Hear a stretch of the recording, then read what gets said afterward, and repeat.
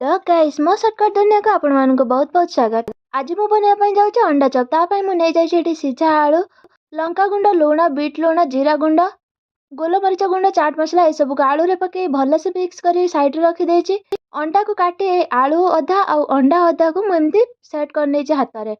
तापर नै जाइछ मु 2 चम्मच कॉर्नफ्लावर ता सहित लंका गुंड, जीरा गुंड, लूण ए सब को भल से मिक्स करी नै छ आ आको भी साइड रे रख दे। तापर मु नै जाइछ ब्रेड 2 रे 3 टी नै छ ताको भल से मिक्सी रे पके ग्राइंड करी नै छ।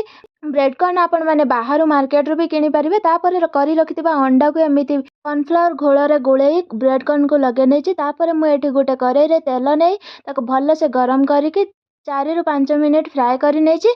आ अपेक्षा काकू जाइके बनांतु आ समस्त सहित शेयर करंतु। आपण एमिति खाली भी खाई परिबे या तो भात सहित भी खाई परिबे।